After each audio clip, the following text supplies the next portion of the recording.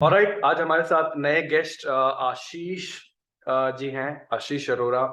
He is into social media marketing. I think आप social media marketing में हो, but eventually आपने web three में भी अब जब मारा है आपने, so from web two to web three of course. So आपकी इंटरेस्टिंग जर्नी रही है Ashish. You have been a very early subscriber, so I want to thank you. I think from very early subscriber आप मुझे बता रहे थे। So I want to thank you for that. And आपकी जो एनकरेजमेंट वर्ड्स थी, मेरे को काफी अच्छा लगा सुन के कि ऐसे लोग भी हैं जिनको चैनल ने मदद किया है and they are a fan of it. So I I like that. Ashish, the reason मैं आपसे बात भी करना चाहता था and I wanted to invite you because I think first reason was that I also wanted to understand कि Web2 की journey क्या होती है, because you are into social media marketing. So I also मेरे को ये समझना था कि ये कैसे काम करता है, right? And then eventually Web3 में आपको किस तरह से आपने मतलब वो जंप मारी। बट यस्टरडे आपने और एक इंटरेस्टिंग स्टोरी बताई, नॉट यस्टरडे बट जब हम लोग लास्ट टाइम बात हुई, कि आपने बोला कि क्रिप्टोपिया में आपका बहुत बड़ा ये कुछ तो हुआ था, right? Now Cryptopia, it's very unfortunate, and then like you said key, but again we will go back to all those stories and this is why I want to talk to you. Let's start आपकी journey से start करते हैं आशीष। would you like to introduce yourself in brief, like आपकी life कैसी थी before web 2 and crypto, and then we start from there. Thank you Shiv भाई, मुझे अपने चैनल पे इनवाइट करने के लिए। और मैं आपको फॉलो 2017 से कर रहा हूँ। और इसका रीज़न एक है कि मैं मानता हूँ आपका जो चैनल है ना, वो इस तरीके से है, कोई प्रमोशन नहीं है वहाँ, यहाँ पे कुछ भी आप प्रोडक्ट वगैरह या जो अपना कोर्स वगैरह सेल नहीं कर रहे हो, चार्ट्स वगैरह वो नहीं कर रहे कि जैसे दूसरे कर रहे हैं यहाँ पर हमारी इंडस्ट्री में। तो मुझे बहुत ही पसंद आता है आपका चैनल और सीधी बात करते हो आप। तो मैं इसीलिए आपको फॉलो कर रहा हूँ इतने टाइम से। साथ में मैं आपको मोस्टली दिखाऊंगा ट्विटर पे। तो मैं ट्विटर पे हमेशा आपके उसको कमेंट वगैरह करता आया हूँ, हर हर क्रिप्टो घर घर क्रिप्टो। तो मैं तो क्रिप्टो को लेके बहुत ज़्यादा पॉजिटिव रहा हूँ हमेशा से ही। अब मेरी जर्नी जो वेब टू में स्टार्ट हुई, मैं 2016 में वेब टू में आया, मतलब एज ए ब्लॉगर मैंने अपनी जर्नी स्टार्ट की ऑनलाइन। इससे पहले मैं कॉलेज स्टूडेंट था, सॉफ्टवेयर इंजीनियरिंग कर रहा था, बट ट्रेनिंग के बाद मैं वापस आ गया था। मैं एक बिजनेस फैमिली से हूँ, मुझे जॉब नहीं करनी थी, बट मैं उस टाइम पे ढूंढ रहा था कि मैं क्या करूँ। तो जियो नया नया आया, जियो ने मेरी लाइफ में इंपॉर्टेंट रोल प्ले किया। ऑनलाइन मुझे चीज़ें पता चली किस तरीके से होती हैं। तो मैं अपनी जर्नी को एज ए ब्लॉगर स्टार्ट किया, और फिर उसके बाद गिरते पड़ते संभलते हुए मैं आगे बढ़ा। 2017 के आसपास मेरा ब्लॉग जो था, एक ब्लॉग फेल हो गया, दूसरा ब्लॉग फिर मैंने जब स्टार्ट किया तो वो चल गया, और मेरे को वहाँ से अर्निंग वगैरह होने लगी, सपोर्ट मिलने लगा। इसी के साथ साथ मैंने वहाँ, मतलब जब मैं दूसरे क्लाइंट्स वगैरह से डील कर रहा था, बात करता था, तो मुझे वहाँ पे बिटकॉइन टर्म पता चली थी। और मेरे को पता चला था कि बहुत ज़्यादा हाइप क्रिएट हुई है 2017 एंड में, दिसंबर नवंबर का टाइम था वो, जब बुल रन चल रहा था। तो मैंने भी ट्राई किया कि ये क्या चीज़ होती है, रिसर्च करी, और फिर मैंने वाइट पेपर पढ़ा बिटकॉइन का, मुझे और ज़्यादा इसकी क्लैरिटी हुई। इस तरीके से मेरी वेब टू से वेब थ्री की तरफ थोड़ा सा बढ़ रहा था मैं। और मेरी इस तरीके से जर्नी स्टार्ट हुई है वेब टू में।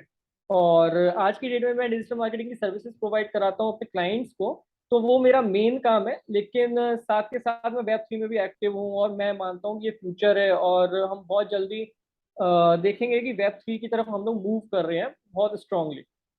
तो सोशल, जैसे आपने बताया कि आपका मेन जो फोकस है बिजनेस है फिलहाल इज सोशल मीडिया मार्केटिंग।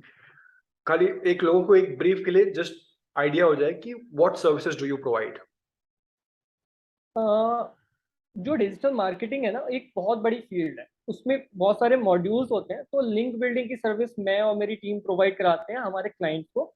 तो इसमें हमारे पास इंडियन क्लाइंट्स भी हैं, फॉरेन क्लाइंट्स भी हैं। और मेनली जो गूगल रैंकिंग होती है उसके लिए लिंक बिल्डिंग हम लोग करते हैं। So this is called SEO, if I'm right. Yes, it is SEO. Right. And then so two, it's a very interesting because आपने बोला कि so I would say कि कहीं ना कहीं आपका इंट्रोडक्शन वेब टू और वेब थ्री सेम टाइम था, बिकॉज 2016 में आपको बिटकॉइन से इंट्रोडक्शन हुआ, एंड दैट वाज आल्सो बहुत अर्ली ईयर आपके लिए। सोशल मीडिया मार्केटिंग के लिए, is that right? Yes, actually मैं बिटकॉइन का नाम पहले सुन चुका था 2016 में भी। एक कंपनी हुआ करती थी सोशल ट्रेड के नाम से, जो एमएलएम स्कीम चला रही थी, और उसके बाद वो पॉन्जी स्कीम हुई और गवर्नमेंट ने उसको बैन कर दिया। और वहां पे मैंने किसी ग्रुप में सुना था कि वो लोग अमाउंट पे करने वाले हैं बिटकॉइन की फॉर्म में। तब मैंने बिटकॉइन के बारे में सर्च किया था, लेकिन फिर वो 2016 से मैं उस चीज को भूल गया, क्योंकि वो कंपनी बंद हो गई थी और मेरा इतना ज्यादा ध्यान भी नहीं गया। मैं अपनी ब्लॉगिंग पे फोकस कर रहा था, मैं स्ट्रगल कर रहा था, तो मेरे को इतना ज्यादा ये भी नहीं था कि मेरे को इन्वेस्टमेंट की तरफ देखना है। पैसे भी इतने ज्यादा हाथ में नहीं थे उस टाइम पे। तो सर्च में जरूर कर चुका था कि बिटकॉइन कुछ होता है, किसी चीज का नाम है बिटकॉइन, और जो वर्ल्ड में चल रही है काफी। लेकिन मैं खुद पर्सनली उसमें आया 2017। हाँ, एक्चुअली आई थिंक यही हुआ है बिटकॉइन और क्रिप्टो के साथ, काफी अनवांटेड कंपनीज और प्रोडक्ट्स उसको यूज करने लगे। You know, for example yes, silk road का एग्जांपल ले लो, they were selling drugs and what not, right? So I actually think उस टाइम पे बिटकॉइन बहुत ज्यादा ही साइबर क्राइम्स वगैरह को लेकर हाइलाइट्स में था। अभी तो सीन एकदम चेंज है, मतलब एकदम पूरा ऑपोजिट है आज एकदम। बिल्कुल बिल्कुल। मैं तो बिटकॉइन को इस तरीके से देखता हूँ कि मैंने मैंने किसी बच्चे, छोटे बच्चे को अपने सामने बड़ा होते हुए देख रहा हूँ मैं दिन भर, डे बाय डे। तो मैं तो इस तरीके से ट्रीट करता हूँ क्रिप्टो को, बिटकॉइन को। आप देखो, अगर कोई भी कंट्री अडॉप्ट कर रही है ना, मुझे दिल से खुशी होती है, मैं इतना ज्यादा एक्साइटेड होता हूँ। मैं अपने फ्रेंड्स को शेयर कर रहा होता हूँ, अपने स्टेटस लगा लेता हूँ मैं। तो मेरे को तो ऐसा लगता है कि ये छोटा सा बच्चा था मेरे सामने 2017 में, जब एक 18 में बैन आया था, आरबीआई गवर्नमेंट वाला, आरबीआई का बैन आया था, और रेस्ट्रिक्शंस लग गई थी कि हम खरीद नहीं सकते। फिर 2020 में वो बैन हटा। तो हमने ऐसे ऐसे दिन देख लिए, और मुझे तो दिल से खुशी होती है जब क्रिप्टो ग्रोथ ले रहा होता है या बिटकॉइन ग्रो कर रहा होता है। आपने बताया कि आपका एक क्रिप्टोपिया हैक हुआ था, वो टाइम पे मतलब एक्सचेंजेस भी बहुत अजीबोगरीब थे, मतलब बिटफिनेक्स था, बिटफिनेक्स अभी अभी है, बिट्रेक्स था, ऐसे मतलब तीन चार भलती एक्सचेंज थे जो जो इतने पॉपुलर नहीं है फिलहाल। अभी तो फिलहाल बाइनांस जैप पे, और हाँ, हाँ जेपे था इंडिया में, एट दैट टाइम जैप पे। जेपे था इंडिया में, बट क्रिप्टोपिया भी था, right? So let's talk about that कि क्या हुआ था आपकी, मतलब आई आई थिंक आप ऑलरेडी सेविंग्स कर रहे थे जब पता चल गया था कि आपको बिटकॉइन क्रिप्टो क्या है, एंड लाइक आप ऑल इन चले गए थे, नहीं मेरे को क्रिप्टो पे रखना है, एंड अनफॉर्चुनेटली आपने Cryptopia exchange I think choose किया था, and then something unfortunate happen. क्या हुआ था स्टोरी, एक्चुअली बताएंगे आप? मेरी इस स्टोरी से जो भी लोग देख रहे हैं, आप नए इन्वेस्टर हो या पहले से क्रिप्टो में हो, तो ये एक लेसन है। मैंने तो अपना नुकसान करके सीखा है, आप लोग मेरी इस स्टोरी से सीख सकते हो। हुआ क्या, मैं जो इन्वेस्ट कर रहा था अमाउंट, वो मतलब ब्लॉगिंग से आता था, और मैंने स्ट्रगल करके ब्लॉगिंग में मैं खड़ा हुआ था। उसके बाद जो भी अर्न किया मैंने, वो क्रिप्टो में इन्वेस्ट करना स्टार्ट किया। लेकिन हुआ क्या, वो सारा फंड मैं एक ही एक्सचेंज पे रखता था, जो था क्रिप्टोपिया। 15 जन 2019, और उस दिन वो एक्सचेंज हैक हो गया और मेरा सारा फंड चला गया। वो फंड इतना ज्यादा था कि एक मिडिल क्लास बंदा आज की डेट में अपने बच्चे को पढ़ा सकता है और उसकी शादी कर सकता है, और वो सब जीरो हो गया। मेरा बैंक बैलेंस 172 रुपीज रह गया था उस टाइम पे। तो मैंने अपनी लाइफ की इतनी बड़ी गलती कर दी कि सारा फंड एक ही एक्सचेंज पे छोड़ दिया। और मैं उस टाइम पे हार्डवेयर वॉलेट्स को नहीं जानता था, किस तरीके से यूज करने हैं या ये क्या होते हैं, नहीं पता था मेरे को। फिर जब मेरे को इतना बड़ा झटका लगा, तो मेरे दोस्तों को पता था, मतलब मेरे दो खास दोस्तों को पता था। और उन लोगों को लगा कि मैं इतना ज़्यादा सीरियस हूँ इस फील्ड में और इतना ज़्यादा एक्टिव रहता हूँ, और ये सब हो चुका है मेरे साथ। तो वो लोग मेरे साथ टाइम स्पेंड कर रहे थे और मेरे को जज करना चाहते थे कि मैं आगे क्या सोच रहा हूँ, कहीं मैं अपने साथ कुछ गलत करने का तो नहीं सोच रहा। क्योंकि आप ये मानो, कोई बंदा अर्श पे है और फर्श पे आ जाए रातों रात, तो एक बड़ी चीज है कि आप उसको झेल जाओ। मैं 2 दिन तो बहुत रोया हूँ, और मेरे को ये था कि मैं कभी अपना पोर्टफोलियो बिल्ड कर ही नहीं पाऊंगा, क्योंकि मेरे को ये डर था कि प्राइसेस ऊपर बढ़ जाएंगे और ये पोर्टफोलियो दोबारा से बिल्ड नहीं हो सकता। तो 2 दिन तो मैं बहुत ज्यादा डिप्रेस था, लेकिन फिर उसके बाद मैं अपने फ्रेंड के साथ बैठा हुआ था, मैं उसको कहता हूँ यार मेरे पास मैकबुक है और मैं वन प्लस का फोन यूज करता था, तो मैंने उसको बोला मैं ये दोनों बेच देता हूँ और फिर से मैं अपना पोर्टफोलियो बिल्ड करूंगा। मतलब आप मेरा बिलीव देखो कि मैं इतना ज्यादा स्ट्रॉन्ग बिलीव के साथ था कि ये फ्यूचर है, लेकिन झटका भी खा चुका था। तो मेरा दोस्त मेरे को शॉक होके देख रहा है कि भाई तू पागल है, तू कर क्या रहा है। और लेकिन नहीं, मैं फिर उसके बाद हार्डवेयर वॉलेट को देख रहा था कि किस तरीके से यूज करते हैं, और मैं दोबारा से खड़ा हुआ। तो ये मैंने जो भी अपनी अर्निंग डिजिटल मार्केटिंग सर्विसेज से की, धीरे धीरे पोर्टफोलियो को बिल्ड किया। 2020 का जो टाइम था कोरोना वाला, और मार्केट एकदम से डंप हुआ था, वहां पे मेरे को पॉजिटिव एक अपॉर्चुनिटी मिल गई दोबारा से पोर्टफोलियो को बिल्ड करने की। तो उस टाइम पे जब लोग भाग रहे थे, अपना फंड निकाल रहे थे, मैं फंड अपना खरीद रहा था। वहां पे जो लॉस मैंने क्रिप्टोपिया वाला किया था ना, उसको मैंने कवर कर लिया। खैर मुझे अफसोस उसका है, लेकिन एक बार ये भी पॉजिटिव है कि मुझे को सीख मिल गई वहां पे, और मैं दोबारा से खड़ा हो गया।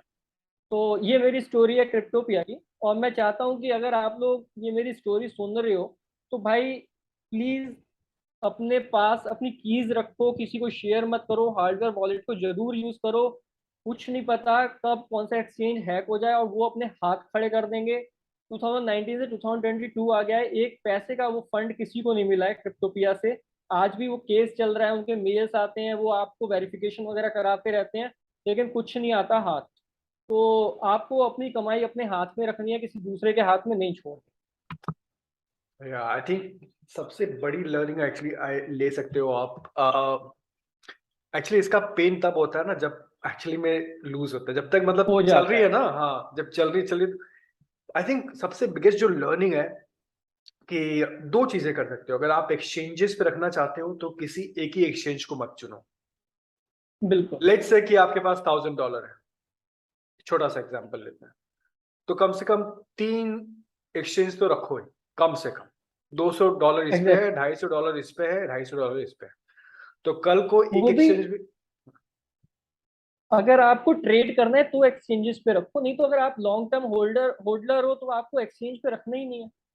आपको तो फिर लंबे टाइम के लिए तो होल्ड करना है, तो आपको एक्सचेंज पे रखने का कोई सेंस नहीं बनता। फिर आप एक हार्डवेयर वॉलेट ले लो।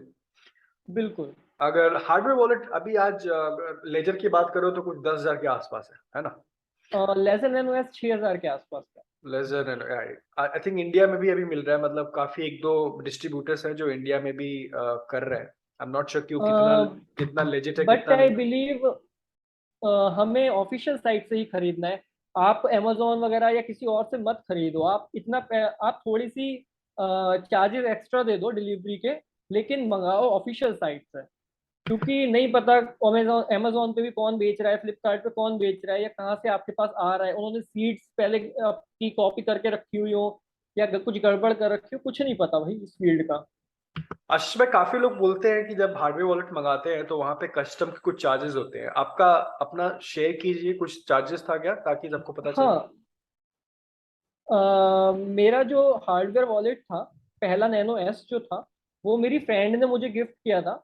और उसके बाद जब मैंने दूसरा खुद परचेज किया, तो उसमें मैंने 2,500 के आसपास चार्जेस पे किए थे। मतलब वो 7,000 के आसपास का नैनो एक्स था उस टाइम पे, और 2,500 के आसपास मेरे वो चार्जेस मैंने अलग पे किए थे जब मेरे पास वो आ गई डिलीवरी। तो कस्टम चार्जेस लग सकते हैं, बट फिर भी इट्स वर्थ इट, बिल्कुल। क्योंकि आप आप सेफ हो। आप अगर वो चार्जेस पे कर रहे हो तो आप सेफ हो, अपने लिए ही आप वो पे कर रहे हो ना। राइट। एंड देन अब जो है आप ऑफ कोर्स आप पोर्टफोलियो बिल्ड कर रहे हो और वेब3 में बहुत active. I think crypto emotions dot in आप ही का है ब्लॉग, हाँ जी। Right. So yes it is. Ashish, honestly मैं बताऊं, जब मैंने तो आपका तो मुझे ये पता था, हर हर क्रिप्टो घर घर क्रिप्टो जब मैं लाइव करता था, है ना पहले। बट ये मुझे नहीं पता था कि राइट। सो हम लोग के बीच में जैसे कि आपने एक कमेंट किया था राइट मेरे चैनल पे यहाँ पे, तो मुझे नहीं पता था कि वो आप ही हो।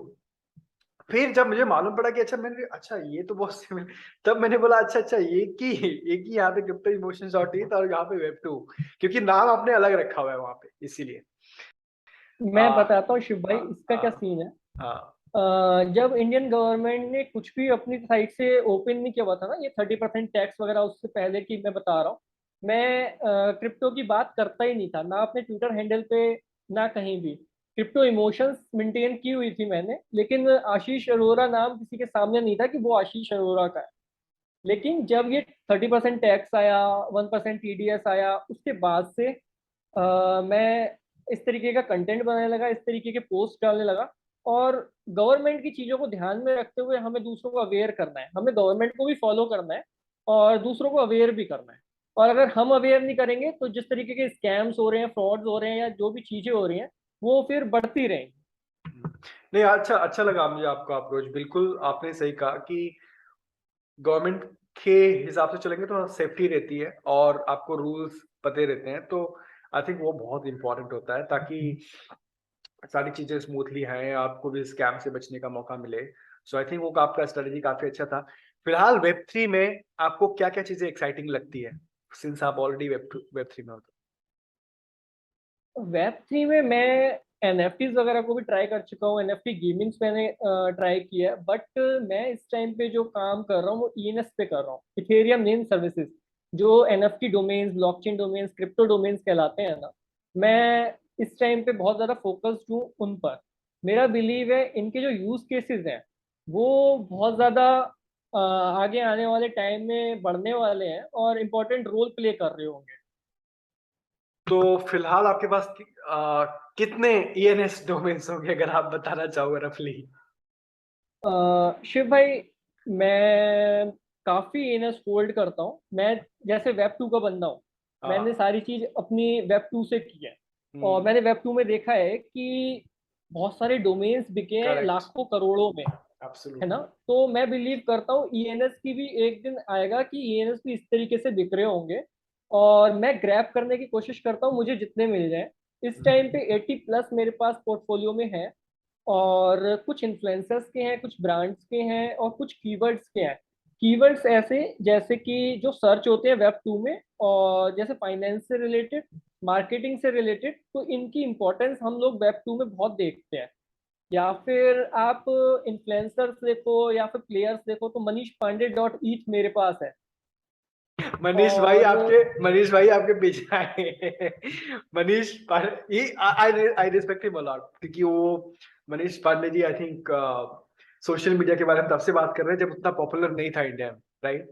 एग्जैक्ट जब उतने आज के डेट में देखा जाए तो यूट्यूबर्स की बात कर लो जो, and they deserve it, like they have put in the hard work. It's not easy, trust me. Like मैं create content, it's not easy to be get up every day and be motivated all the time, and and to have that consistency. So जो independent content creator है जहां पे भी है, they all deserve it. But I know that Manish is one guy जो, I mean, इन लोग को educate करते आए हैं, इन लोग से बात करते आए हैं। So I think count him at a very forefront. So yeah, please मैंने go ahead, sorry. मैंने मनीष पांडे डॉट ईथ ये सोच के नहीं खरीदा था कि मेरे को ये सेल करना है या फ्लिप करना है। मैं मनीष पांडे भाई को काफी इंटरव्यूज वगैरह देख चुका हूँ, और मैं ये मानता हूँ किसी दिन अगर मेरे को उनसे मिलने को मिला, और तो वो डोमेन में उन्हें गिफ्ट करूंगा। और इस टाइम पे मनीष भाई जो यूज कर रहे हैं वो join to Manish dot eth use कर रहे हैं। क्या बात और है? ये चीज मनीष भाई को पता है कि मनीष पांडे डॉट ईथ मैं ओन करता हूँ। अच्छा, उनको पता है? कैसे पता? आपने हाँ, बताया उनको? हाँ।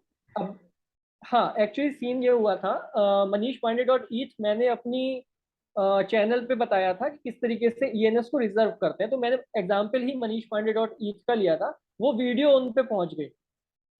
क्या बात है, बहुत इंटरेस्टिंग यार, मजा आ गया सुन के। अच्छा, दूसरी तो चीज। इसी तरीके से, हाँ, इसी तरीके से मेरे पास ब्रांड्स हैं। ब्रांड्स में इंडियन ब्रांड्स मेरे पास ज्यादा हैं, और फॉरेन ब्रांड्स तो मेरे पास नहीं है। लेकिन इंडियन ब्रांड्स में मेरे पास चाय सुट्टा बार है, अनुभव दुबे है, चाय सुट्टा बार डॉट ईथ, अनुभव दुबे डॉट ईथ, और मॉन्स्टर इंडिया डॉट ईथ, पैसा बाजार डॉट ईथ। तो मैं मानता हूँ कि इन सभी को नीड होनी है। अब ईएनएस की इतनी ज्यादा डिमांड आगे बढ़ने वाली है, अभी अवेयरनेस नहीं है यहाँ पर। और अगर आप कुछ एनएफटी डोमेन्स वगैरह में करना चाहते हो तो मैं कहूंगा कि फोकस करो आप इस तरीके के डोमेन्स को ग्रैब करने के, जो आपको आगे आने वाले टाइम में ज्यादा अर्न करके दे सकें। I agree with you. जिस तरह से इथेरियम की प्रोग्रेस हो रही है और डेवलपमेंट हो रहा है, it is very much possible कि इथेरियम एक बहुत बड़ा ब्लॉकचेन बनेगा जहां पे सारे इकोसिस्टम बिल्ड हो जाएंगे, और वो टाइम पे डॉट ईथ की काफी वैल्यूएशन हो सकती है। सो आई थिंक ये काफी वेब स्टार्ट। टू में वेब टू में जिस तरीके से डॉट कॉम है ना, और डॉट कॉम के लिए मारामारी है, जो बड़ी कंपनीज हैं उन्हें डॉट कॉम ही चाहिए, इसी तरीके से वेब थ्री में डॉट ईथ होने वाला है। एब्सोल्युटली। और आपका मैं देख भी पा रहा हूँ, क्योंकि मैंने वेब टू में भी देखा है, जैसे कोई कोई लिखते हैं make money earn from home dot com, so literally मतलब जो सेंटेंस रहता है ना वही डॉट कॉम लेते हैं, राइट?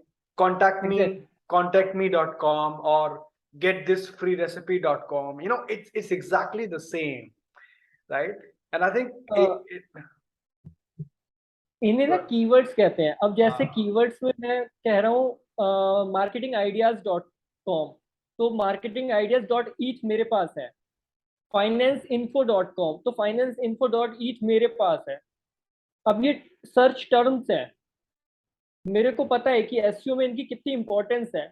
अब हम वेब थ्री की तरफ मूव करेंगे तो इनकी इंपॉर्टेंस यहाँ भी रहेगी। बहुत सही, आपने, मुझे बहुत अच्छा लगा है सुन के दैट यू, आपने वही दिमाग लगाया वेब टू वाला वेब थ्री में, and you have captured which is you have taken all this domain. ये काफी अच्छा मैसेज है वेब टू भाइयों के लिए जो, एंड बाय द वे मैं ये भी मैसेज देना चाहूंगा, just because it's web two and web three doesn't mean कि वेब थ्री एक स्टेप आगे है, और ऐसा नहीं कि कोई वेब टू में है दे आप पीछे, ऐसा कुछ नहीं है, इट जस्ट नेम। और ये टर्म होगा नहीं तो भी चलेगा, एक्चुअली वेब थ्री एक टर्म आ गया, बट एक्चुअली इसका नाम क्रिप्टो है। बट सब आई थिंक जो वेब टू में भाई लोग हैं, ऐसा समझना जरूरी है कि it's not that web two you are behind, और in web three it's one step, ऐसा कुछ नहीं। Okay, it's just a term which is given, right? But आप, अगर आप देख सकते हो कि जो वेब टू में है वो ये सारी चीजें और भी बेहतर तरीके से समझ सकते हैं। आशीष भाई, आई थिंक आपके बहुत सारे फ्रेंड्स हैं वेब टू में, राइट? आप उनके साथ काम भी करते हो, ब्लॉगर्स हैं, डिजिटल मार्केटिंग है, फेसबुक, इंस्टाग्राम है। क्या मैसेज है आपके लिए, आप क्या मैसेज देना चाहोगे? शिव भाई, मैंने ना अपना यूट्यूब चैनल स्टार्ट ही इसीलिए किया है कि मैं उन लोगों तक पहुंच सकूं जो वेब टू में है, ब्लॉगिंग कर रहे हैं। उन्हें ये पता चले कि इंटरनेट पे इसके अलावा भी क्या चीज हो रही है। वेब टू के साथ साथ वेब थ्री में जैसे अब ईएनएस है, एनएफटीज हैं, या फिर कुछ और एनएफटी गेमिंग है, तो ये सारी चीजें उनको मैं बताना चाहता हूँ, उन तक पहुंचाना चाहता हूँ। मेरे को यूट्यूब पे फॉलोअर्स की नहीं है कि मेरे इतने फॉलोअर्स हो या इतने सब्सक्राइबर्स हो। मैं चाहता हूँ मेरे को 100 बंदे मिले, मैं उन 100 बंदों को सिखा सकूं कि भाई वेब थ्री कुछ होता है, और ये आपके पास लाइफ चेंजिंग अपॉर्चुनिटी है। आप इस तरीके से देखो इसको। आज की डेट में जो अरबपति या करोड़पति बंदे हैं वो कौन है? जिनके दादाओं ने अपने टाइम पर प्रॉपर्टी लेकर रख ली, आज उनके थर्ड जनरेशन यूज कर रही है अगर, तो उनके पास अथाह दौलत है। तो वो क्यों है? उन्होंने सही टाइम पे इन्वेस्ट किया, सही टाइम पे स्टेप लिया। तभी आप इतने ज्यादा आज रिच फैमिलीज को देखते हो ना, वो उनके पास पैसा वैसे ही आया ना, जनरेशन वेल्थ से आया। अब ये आपके पास चांस है, ये आपके पास एक और मौका है कि एक फील्ड ग्रो कर रही है, यहाँ पे आप आओ, यहाँ पे जो आपको लगता है कि आपके लिए बेस्ट है या आप अच्छा कर सकते हो, तो वो अपॉर्चुनिटी दे रहा है, आप उस अपॉर्चुनिटी को ग्रैब करो। मैं इस पे एक बहुत इंपॉर्टेंट स्टेटमेंट बोलना चाहूंगा। मुझे लगता है कि जिनको ऑलरेडी वेब टू में जो एक्सपर्ट है, जैसे कि आप, राइट, आपके लिए तो ये और भी प्लस पॉइंट है। You know internet is all about कि आप कैसे ज्यादा लोगों को रीच आउट कर सको, ठीक है? और उसके लिए आपके पास टूल्स होने जरूरी हैं, और टूल्स को कैसे यूज करना है आपको, वो आप कोई भी डिजिटल प्रोडक्ट ले लो, लेकिन अगर आपके पास, आपको नहीं पता कि एक वेबसाइट पे उसको, वेबसाइट का फ्रंट पेज कैसे होना चाहिए, लोगों को मतलब it's like a shop, your website front is like a shop, right? So if you don't know कि कौन से plugins यूज करूँ, कौन सा इसका दिखना चाहिए, विजुअल्स क्या होने चाहिए, या फिर मैं ट्रैफिक को कैसे बुलाऊं, इंस्टाग्राम से कैसे लोगों को बताऊं, और फेस इनफैक्ट जिनके पास ये सब सारी चीजें हैं, they can do more much better in web 3, because उनका वेब 2 का फंडामेंटल्स ऑलरेडी क्लियर है। काफी बिल्कुल लोग जो बिल्कुल वेब 2 में नहीं है वो लोग वेब 3 में आ रहे हैं डायरेक्टली, बट आई थिंक जो ऑलरेडी वेब 2 में है उनके लिए तो पोटेंशियल और भी ज्यादा है, because you already know how to reach out to more people. And एक चीज और कि आप किसी भी चीज में हो, selling will always be there, marketing will always be there, reaching out to more people exactly will always be there, community building will always be there. So I think that everyone जो आपके भाई लोग हैं, जो आपके I'm sure आपके circle में है, in fact I would like to talk to them, right? Like maybe we can have like 3-way conversation, Ashish bhai, Shiv and me, बिल्कुल right? We can do बिल्कुल something like that. So I think मैं तो आपको पता ही है कि मैं तो I'm always open minded in having conversation or bringing more people in, especially leaders, like somebody who is already doing well in some space. So I would love to talk. Anything else, Ashish, that you want to share before we wrap up? I think we have like 5 मैं minutes एक left. चीज share करता हूँ, मैं एक चीज share करता हूँ शिव भाई। 2006 में मैं इंटरनेट यूज करता था, उस टाइम पे इंटरनेट कोई नहीं यूज करता था, या कोई करता भी था तो लोगों को लगता था कि भाई ये एडल्ट कंटेंट देखने के लिए यूज कर रहे हैं भाई, वो इंटरनेट पे और कुछ नहीं होता। या फिर एक टाइम वो आया जब कोई भी बंदा ऑनलाइन शॉपिंग नहीं करना चाहता था, उन्हें लगता था कि स्कैम हो जाएगा, फ्रॉड हो जाएगा। तो हम टाइम के साथ साथ इवॉल्व होते गए, डेवलप होती गई चीजें, और आज की डेट में वो सारी चीजें हमारी लाइफ का इंपॉर्टेंट पार्ट है। तो मैं देख रहा हूँ क्रिप्टो या फिर कुछ भी, ये सब चीजें एक टाइम के साथ साथ डेवलप होंगी और लाइफ का पार्ट बनेंगी। अभी हम अगर गवर्नमेंट को गलत कह रहे हैं तो हमारी गलती है वो, क्योंकि गवर्नमेंट को भी टाइम चाहिए समझने के लिए। अभी बहुत सारे क्राइम्स हो रहे हैं इसी को लेकर, क्योंकि वहां पे लूप होल्स हैं। तो गवर्नमेंट को वो सारी चीजें भी देखनी है, और ये हमारी रिस्पॉन्सिबिलिटी बनती है कि हम गवर्नमेंट को सपोर्ट करें कि किस तरीके से इनके फैक्ट्स वगैरह शेयर कर सकते हैं हम। मैं मानता हूँ गवर्नमेंट ने जो 30% टैक्स लगाया या इतनी ज्यादा रेस्ट्रिक्शंस लगा दी, उसमें इन्फ्लुएंसर्स ने बहुत बड़ा रोल प्ले कर दिया। उसका क्या कारण है, आप अगर यूट्यूब वगैरह पे देखो तो थंबनेल्स हुआ करते थे 50% return, 10x return, 100%, 100x return. भाई चीज आप इस तरीके की बना रहे हो तो लोगों की नजरों में गलत तो जाएगी, सरकार की नजर में तो गलत जाएगी, वो तो गैमलिंग की तरह इसको ट्रीट करेंगे ना। तो मैं तो ये मानता हूँ कि बहुत बड़ा रोल इन्फ्लुएंसर्स ने एक गलत इंडिकेशन दे के कर दिया। अब टाइम लगेगा गवर्नमेंट को एडॉप्ट, मतलब सारी चीजें सही करने में, देखने में कि वर्ल्ड की और कंट्रीज किस तरीके से कर रही हैं। और मैं फ्यूचर मानता हूँ इसको, लेकिन थोड़ा सा टाइम लगेगा। और अभी जो लूप होल्स हैं वेब 3 में, क्रिप्टो में, या जहाँ भी स्कैम्स वगैरह हो रहे हैं, तो उनको रोकने के लिए हर कंट्री की गवर्नमेंट को एक होना पड़ेगा और थोड़ी सी चीजें संभालनी होगी। या आपने मतलब वो वाली बात सही की, क्योंकि अभी जब गूगल सबसे नंबर 1 पे है, मतलब किसी को कुछ इन्फॉर्मेशन चाहिए और गूगल खोलोगे तो आप कुछ भी सर्च करोगे तो मोस्टली आप ब्लॉग पढ़ोगे या तो वीडियो देखोगे। वीडियो देखोगे तो वीडियो यूट्यूब पे देखोगे, और यूट्यूब पे जैसे ही जाओगे वैसे ही थंबनेल्स, ऐसे क्लिक्स, आई मीन कहीं ना कहीं में ये सब अटेंशन सीख करने के चक्कर में होता है, ताकि लोग ऐसी थंबनेल देख के क्लिक करें, ऐसे क्लिक बेट्स देख के क्लिक क्लिक करें। बेट। हाँ, बट उसमें दिक्कत ये होती है कि अब अब गवर्नमेंट ऑफिशियल को भी, या फिर जो बड़े उस स्तर पे हैं, लाइक लेवल पे हैं, उन लोग भी वही चीज देख रहे हैं, राइट? तो ना सिर्फ आपके व्यूअर्स भी वही देख रहे हैं, बट वो बिल्कुल। भी, तो मतलब वो गलत इंप्रेशन चला जाता है, अच्छा ये सारी चीजें हो रही है। सो कहीं ना कहीं मैं आपको उस दिन बता रहा था कि यूट्यूब यार इतना क्रिंज लगने लगा है, मतलब आपको थोड़ा सा, और इसीलिए मैंने आपसे शेयर भी किया था कि I am trying to set up something new. Great. I think Ashish bhai, we don't have so I think we are done with everything that we wanted to cover.